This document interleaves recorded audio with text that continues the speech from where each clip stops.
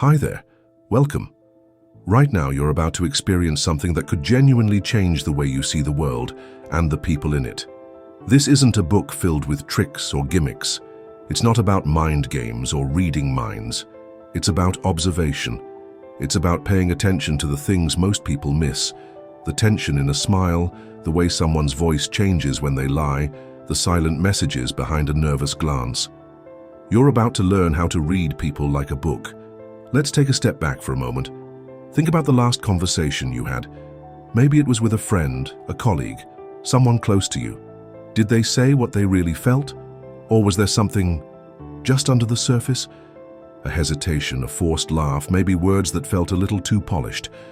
That's what this is about. Learning to see, hear, and feel what people don't say. People are always communicating, always, even when they're silent. Even when they try to hide. Their body language, their eyes, their voice, even the words they avoid, all of it tells a story. The goal here isn't to judge or manipulate, it's to understand. Because when you understand people, life gets easier, relationships get deeper, conflicts make more sense, and you walk through the world with a little more clarity. Let's begin with the face. It's where everything shows up first. Think about how fast a real emotion flashes across someone's face before they can hide it. That flicker of anger, that brief wince of sadness.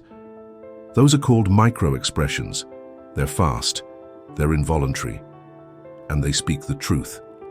A genuine smile crinkles the eyes, a fake one doesn't. Watch for that. Raised eyebrows might mean surprise or interest. Pursed lips could signal discomfort. When someone furrows their brow for just a second, they may be confused or even annoyed no matter how calmly they're speaking. But don't rely on just one sign. Watch for clusters. 2 or 3 signs together tell a clearer story. Now, shift your attention to the body. People think they can lie with words, but the body often refuses to cooperate.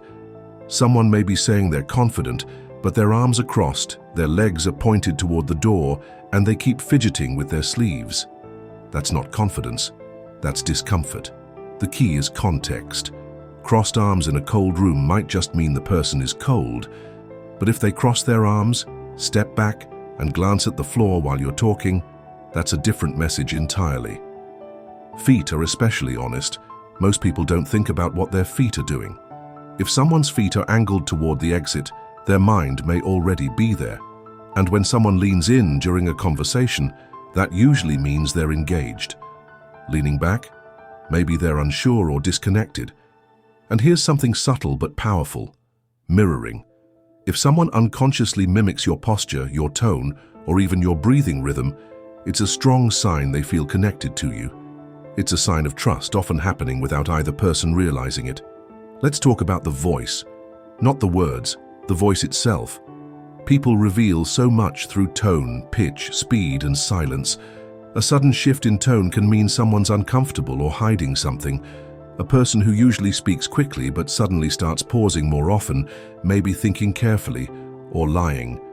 Ever notice how someone might say, "I'm fine," but their tone is flat or too quick? That mismatch between words and tone is your clue. It's called vocal leakage. It's when emotion slips through even though the person is trying to control it. Volume matters too. Someone who gets louder suddenly might be defensive. Someone who lowers their voice may be nervous or trying to avoid confrontation. And pacing, how fast or slow someone talks, can tell you if they're relaxed, rushing, or covering something up. Now let's dig into language. Not just what people say, but how they say it. Liars often use more complicated language than truth-tellers. They'll over-explain or add too many unnecessary details. They'll repeat the question you asked before answering it. That's often a stall tactic, buying them time to invent something. Watch out for distancing language too. When someone refers to something emotionally important in a cold, detached way, like saying "that woman" instead of "my ex" or "my friend," it can be a sign they're avoiding an emotional truth. And here's a big one: absolutes. People who use the words always or never a lot might be exaggerating or emotional, not logical. "I never said that," "you always do this." Those phrases often come from a reactive state, not a thoughtful one. Now, let's explore deception. Everyone lies.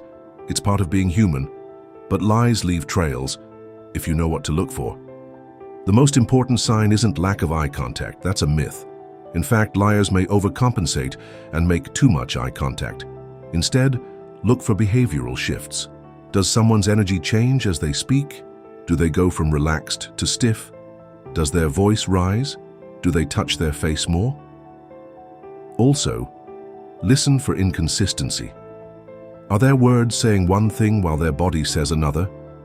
A person might say they're excited to meet you, but their tone is flat, their shoulders are slumped and their eyes keep darting away. That's a disconnect and a big clue.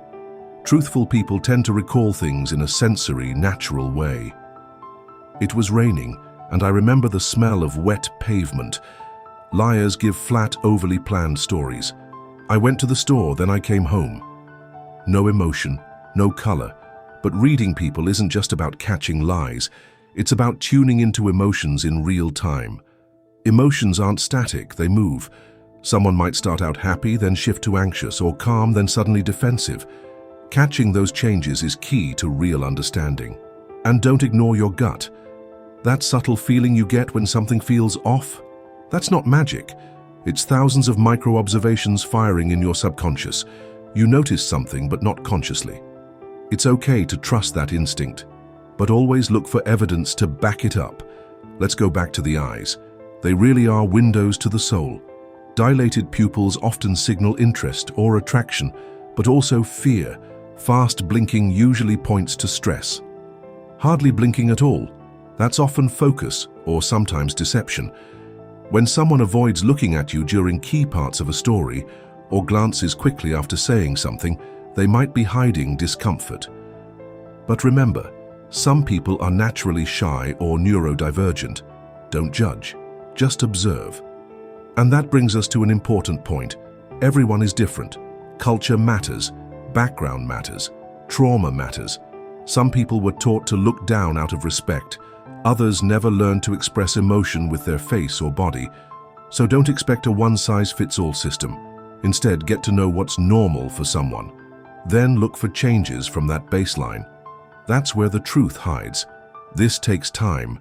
Reading people isn't about making snap judgments.